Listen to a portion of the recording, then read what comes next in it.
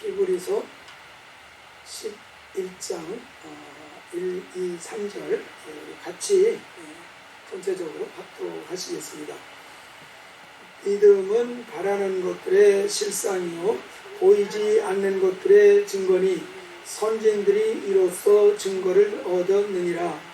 믿음으로 모든 세계가 하나님의 말씀으로 지어진 줄을 우리가 아나니 보이는 것은 나타난 것으로 말미암아 된 것이 아니니라.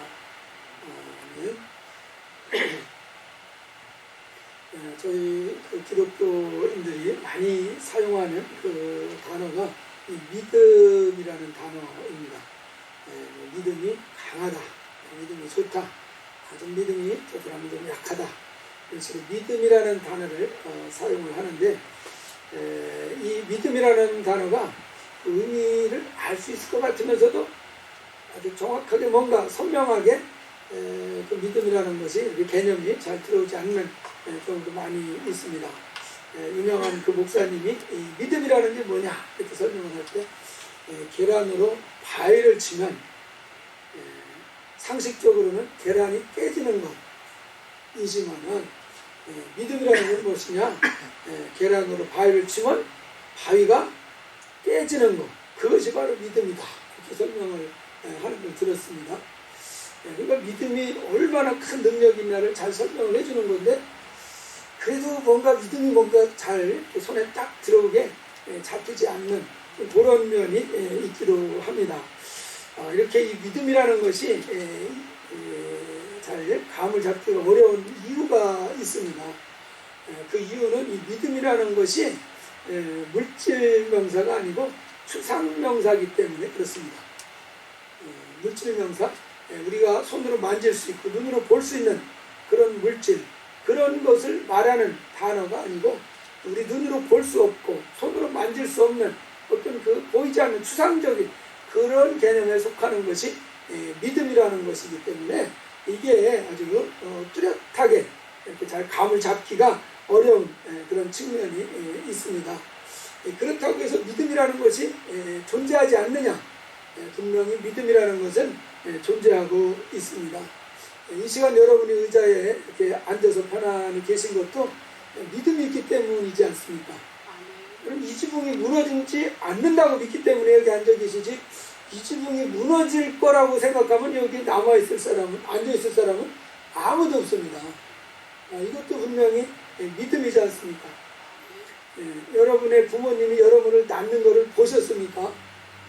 그걸 본 사람은 사실 하나도 없습니다.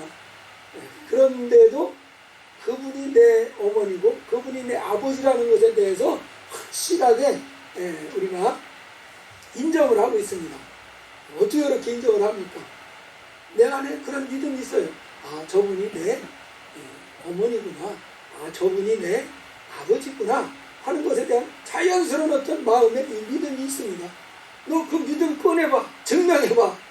이분이 내 어머니라는 거 증명해봐. 어떻게 증명을 합니까? 그렇지만 그분이 어머니고 아버지라는 것에 대한 믿음이 분명히 있습니다. 그래서 보이지는 않지만은 믿음이라는 것이 분명히 존재한다는 것을 우리가 잘 알 수 있습니다. 우리가 이 히브리서 11장 오늘 말씀을 읽었는데요. 이 히브리서 11장의 별명은 믿음장이라고 이렇게 말해요. 믿음장. 믿음이 아주 훌륭했던 사람들의 그 명단, 리스트가 쭉 나와 있는 것이 이 히브리서 11장입니다. 그래서 이 믿음의 사람들이 가지고 있었던 그 믿음을 우리가 잘 살펴보면은 믿음이라는 것이 어떤 것인지 좀 더 좀 구체적으로 정확하게 감을 잡을 수 있을 것입니다.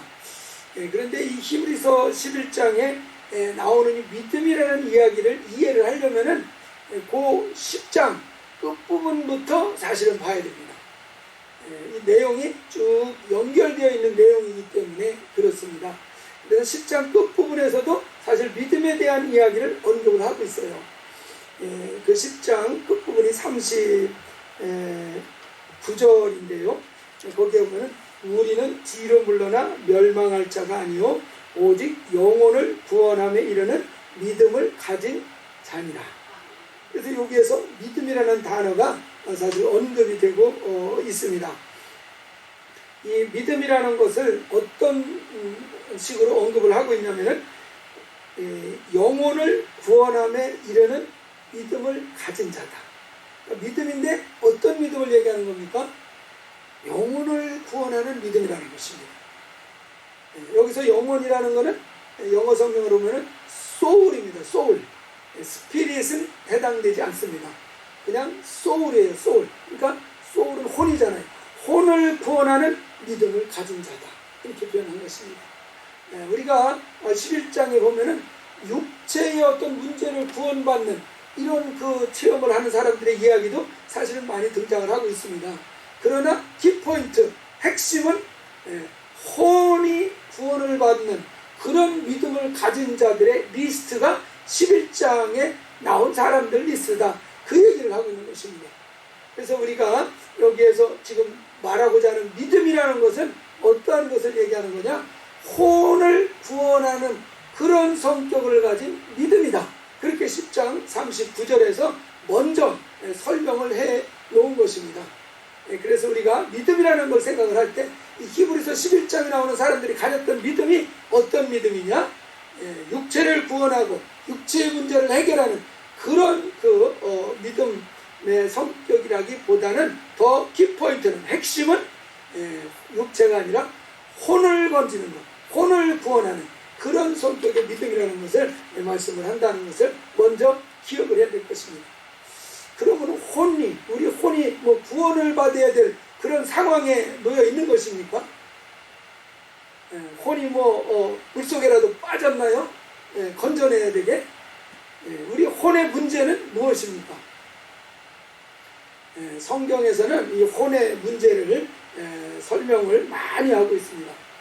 이 히브리서 지금 10장을 봤는데 그 10장 좀 더 앞부분에 22절 말씀에 가서 보면은 우리가 마음의 뿌림을 받아 악한 양심으로부터 벗어나고 몸은 맑은 물로 씻음을 받았으니 참마음과 온전한 믿음으로 하나님께 나아가자. 그래서 악한 양심으로부터 벗어났다 이렇게 말을 하고 있습니다.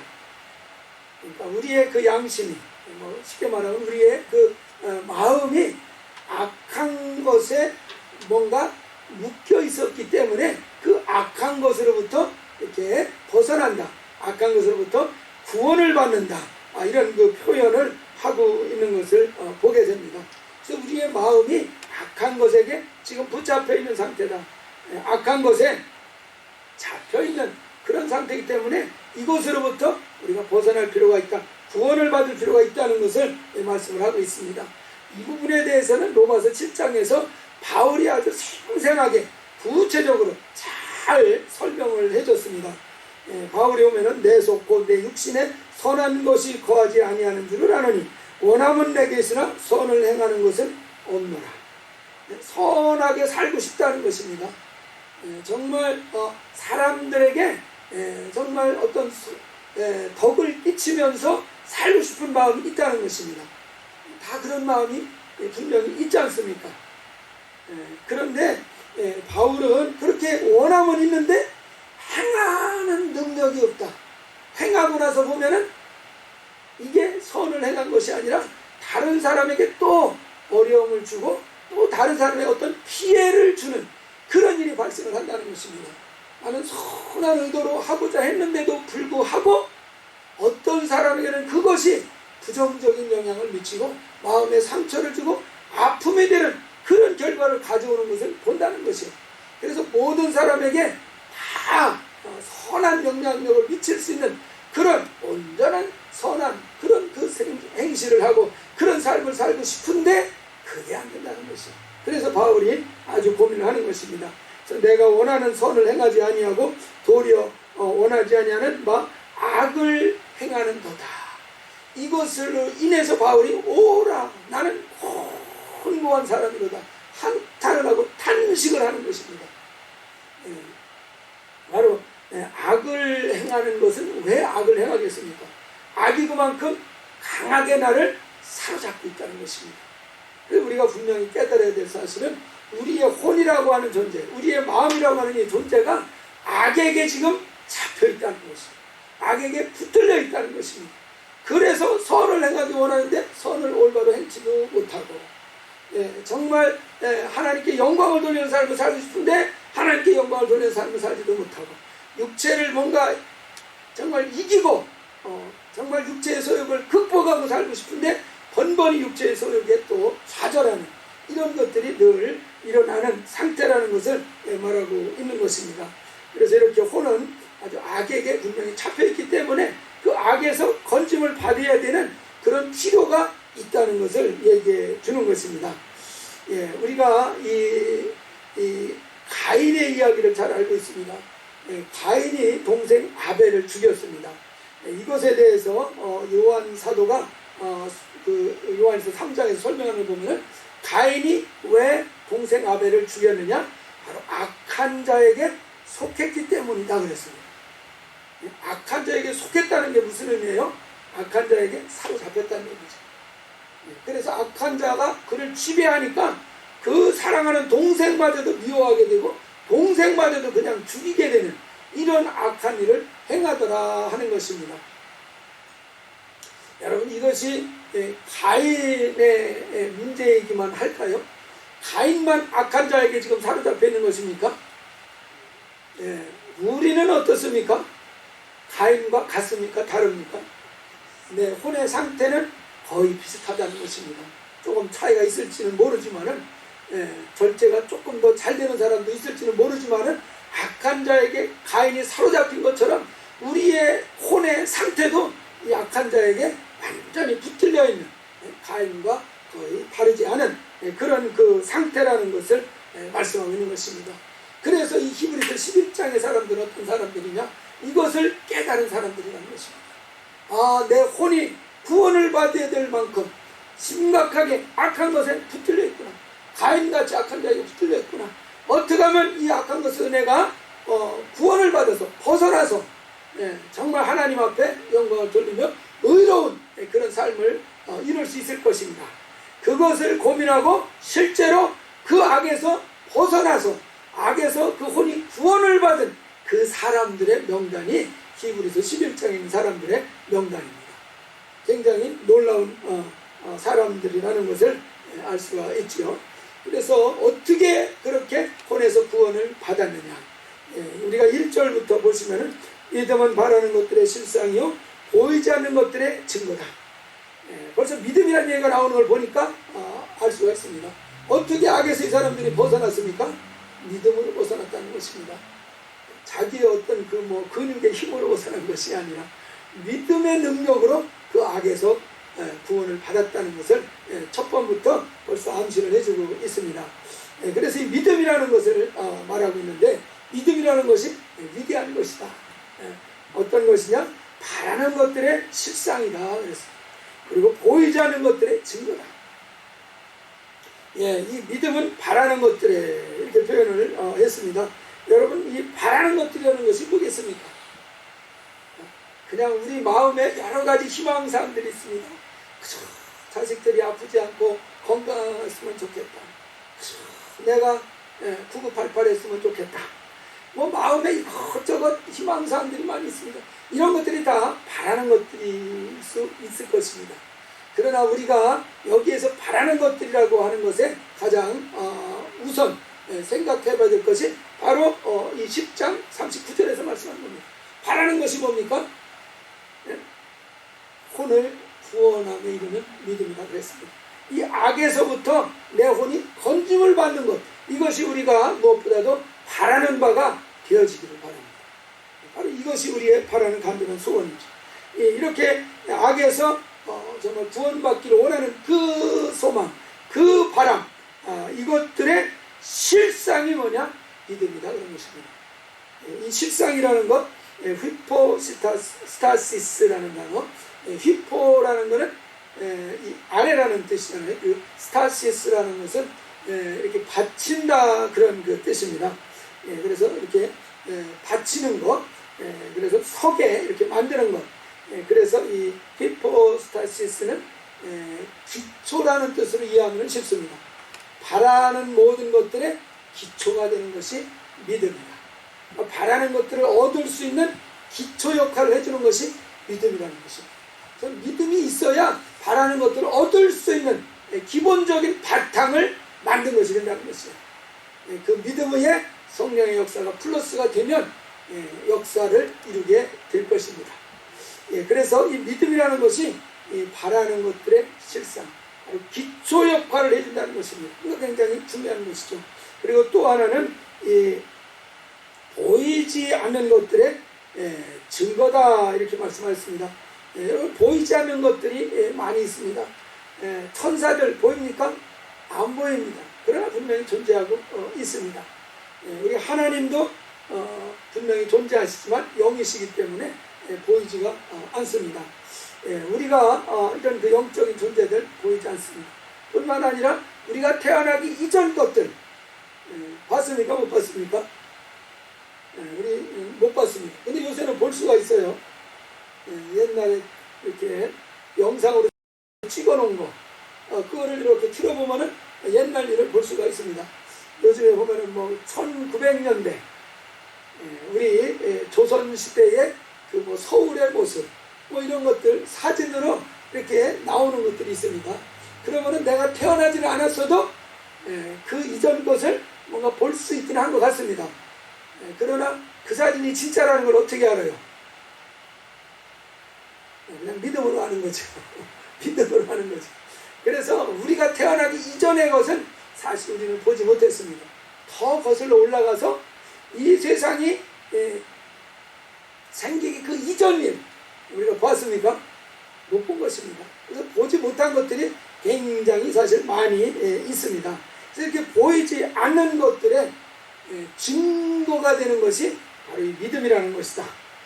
증거라는 것은 일종의 그 증명이라는 뜻으로 이해하시면 됩니다. 증명.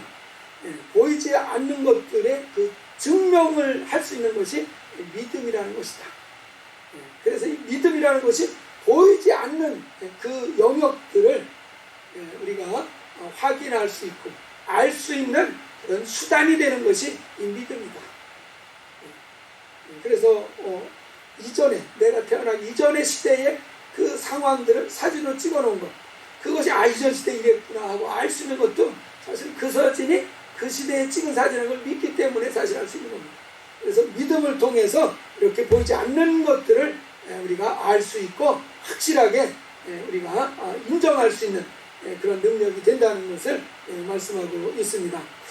그래서 이 선진들도 바로 이것으로 증거를 얻었다라는 것입니다. 보이지 않는 것들에 대해서 이제 확실한 증거로 삼았던 것이 이 믿음이라는 것을 말씀을 하고 있는 것입니다. 그래서 이 보이지 않는 것들이라는 것, 이 혼이라는 것도 사실은 보이지 않는 것이죠. 믿음이라는 것도 사실은 보이지 않는 것입니다. 그래서 이 믿음의 이 선진들은 이 보이지 않는 것에 대해서 어쨌든 관심을 갖고 있었다는 사실. 그래서 이렇게 정말 믿음이 좋은 사람이라고 할까요? 이런 사람들은 보이지 않는 것에 대해서 더 관심을 갖고 그것을 얻기 위해서 더 힘쓰는 사람이 되어집니다. 그런데 사람들이 점점점 타락하면은 보이지 않는 것을 더 가치롭게 여기지 않고 보이는 것을 더 가치 있게 여깁니다. 점점 타락하면 보이는 것에만 아주 집중을 하는 겁니다. 그냥 더 좋은 자동차도 사야 되겠고 더 좋은 집도 사야 되겠고 더 정말 좋은 정말 어떤 것을 내가 가져야 되겠고 그래서 보이는 것에 점점 더 집착을 하는 것입니다.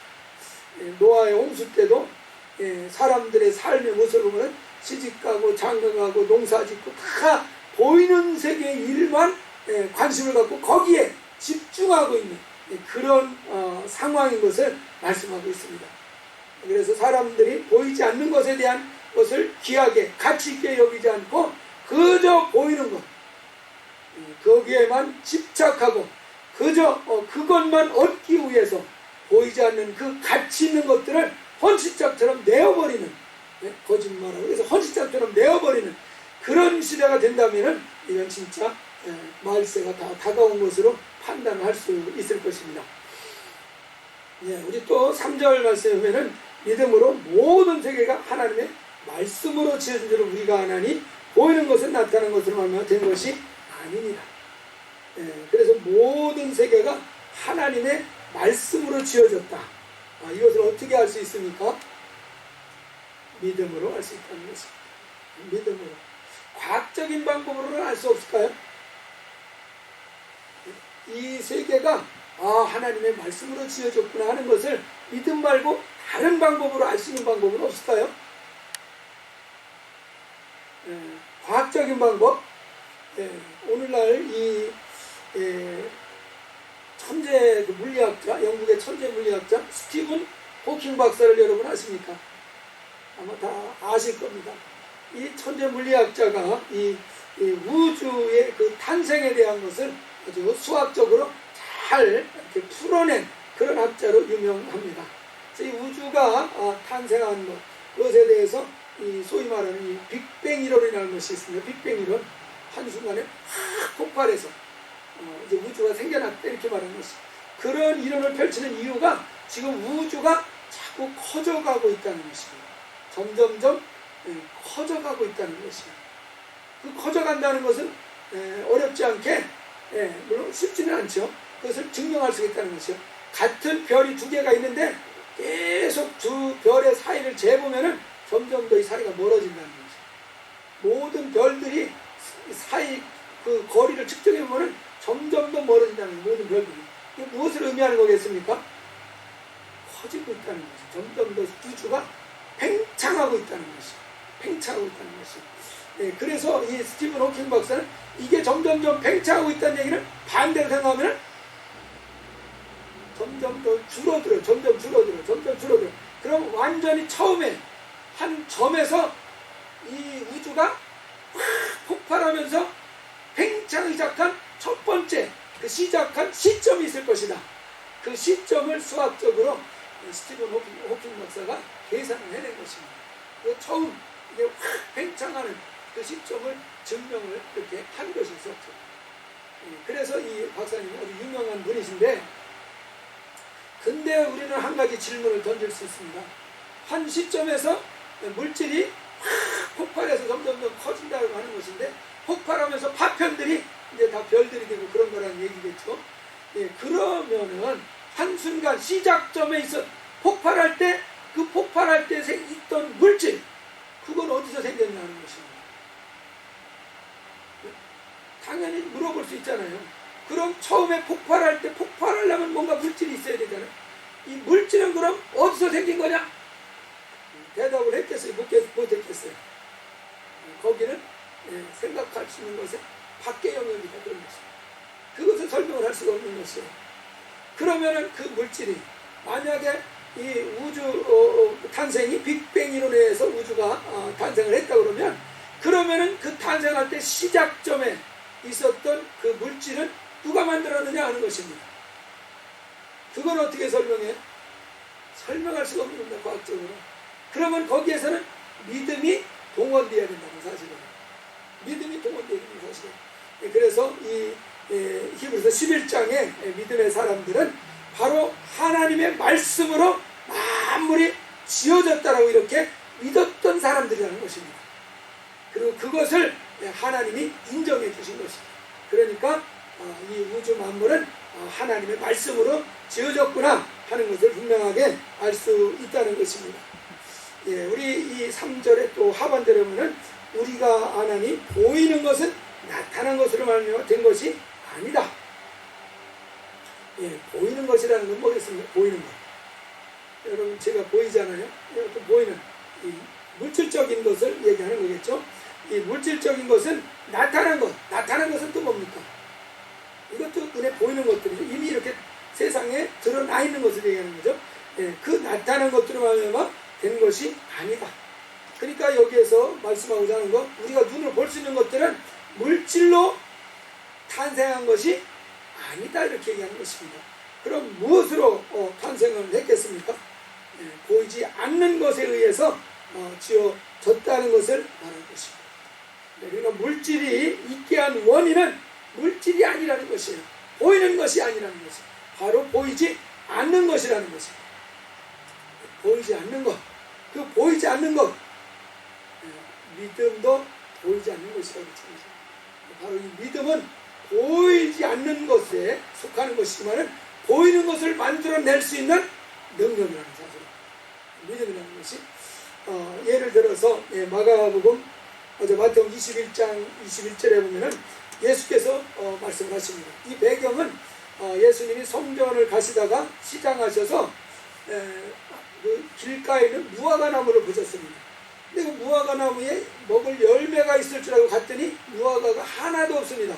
그래서 예수님께서 그 무화과를 향해서 말씀을 했습니다. 너희는 지금부터 이제 이 열매를 맺을 수 없을 것이라고 무화과 나무에 대해서 저주를 해버리셨습니다. 그런데 그 다음날 아침에 보니까 무화과 나무가 바짝 말라서 죽어버린 것을 제자들이 발견했습니다. 깜짝 놀란 것이죠. 그랬을 때 예수님이 제자들에게 가르쳐주신 말씀입니다. 예수께서 대답하여 이르시되 내가 진실로 너에게 이르노니 만일 너희가 믿음이 있고 의심하지 아니하면 이 무화과 나무에 된 이런 일만 할 뿐 아니라 이 산더러 들려 바다에 던져지라 하여도 그대로 될 것이다 말씀하셨습니다. 이 말씀을 한번 보세요. 너희가 무엇이 있고예요? 믿음이 있고요. 믿음이 있고 그 믿음을 의심하지만 않고 있으면은 이 무화과 나무에게 된 일, 무화과 나무를 하루아침에 말라 죽게 만드는 이런 일만 할 수 있는 것이 아니라 무슨 일도 할 수 있어요? 산을 옮겨서 바다로 던지라고 해도 그 산에 옮겨지는 역사가 나타날 수 있다는 것입니다. 무엇으로요? 믿음으로. 믿음은 보이지 않는 것인데 이 믿음으로 인해서 보이는 산이 변화를 가져올 수 있게도 할 수 있다는 것입니다. 보이는 생물이 죽게 할 수도 있다는 것이요. 그건 바꿔 말하면 죽은 생물도 살릴 수 있는 역사가 나타난다는 의미일 것입니다. 그러니까 이 믿음이 보이지 않지만은 이 믿음에 의해서 보이는 세계가 막 변화를 가져오고 막 보이는 세계가 뭔가 달라지는 역사가 나타나게 만든다는 것이요. 바로 이게 믿음의 능력이라는 것입니다. 그래서 이 무화과 나무가 죽은 것, 이것은 그 원인이 무엇입니까? 벌레가 먹어서요? 보이지 않는 믿음에 의해서, 믿음으로 선포한 주님의 말씀에 의해서 무화과 나무가 죽게 되는 현상이 나타났다는 얘기입니다. 우리가 또 누가복음 11장 14절에 보면은 이런 말씀이 있어요. 예수께서 한 말 못하게 하는 귀신을 쫓아내시니 귀신이 나가매 말 못하는 사람이 말하는지라 우리들이 놀랍게 여겼으나. 여기서 보면은 말 못하게 하는 귀신이 나옵니다. 벙어리 귀신이라는 얘기죠. 귀신은 여러분 보입니까? 안 보입니까? 영안이 뜨인 사람은 본다고도 하더라고요. 귀신은 일반적으로 우리 눈에 보이지 않는 존재인 것입니다. 그런데 예수님께서 그 귀신을 쫓아내버리셨습니다. 그랬더니 이 벙어리가 갑자기 입이 풀려서 말을 하는 이런 변화의 역사가 생긴 것입니다. 분명히 귀신은 보이지 않는 존재예요. 그 보이지 않는 귀신이 들어오니까 이 사람이 말을 못하는, 물질계에서 말을 못하는 현상이 나타났었어요. 근데 이 귀신이 나가버렸습니다. 그랬더니 말을 못하던 사람이 말을 하는 현상이 나타났다는 것입니다. 그러니까 이게 굉장히 신기한 역사 아닙니까? 이 병에 이 벙어리가 되게 만든 원인이 귀신이었다는 얘기죠. 이 보이지 않는 귀신 때문에 보이는 이 사람의 그 입이 말을 하기도 하고 말을 못하게 해도 되는 이런 상황이 벌어지고 있다는 얘기입니다. 그 보이지 않는 것에 의해서 이 사람이 지금 이렇게 좌우되는 이런 현상이 나타나고 있는 것을 말씀을 하고 있는 것입니다. 그래서 정말 보이지 않는 이 귀신을 예수님이 믿음의 말씀으로 내어 쫓아버렸더니 그 귀신이 떠나가게 돼요. 그러니까 우리가 눈으로 볼 수 있는 이런 사람에게서 놀라운 변화의 역사가 일어난 것입니다. 그래서 이 보이는 세계가 여러분 지배되고 우리가 지배하고 다스리고 정복하라 주님이 축복을 주셨습니다. 여러분 이 보이는 세계를 지배하고 다스리고 정복할 수 있는 그 능력이 어디에 있겠습니까? 믿음에 있다는 사실입니다. 보이지는 않아요. 그러나 우리의 마음에 가지고 있는 믿음을 이제 우리가 가지고 있다고 하면은 그 믿음을 통해서 보이는 세계를 지배하고 다스리고 정복할 수 있는 놀라운 역사를 이룰 수 있다는 것을 가르쳐 준 것입니다. 이런 그 믿음을 여러분 갖기 원하십니까? 할렐루야. 이런 거 얻을 수만 있으면야 얼마든지 정말 갖기를 원하는 거, 이게 정상일 것입니다.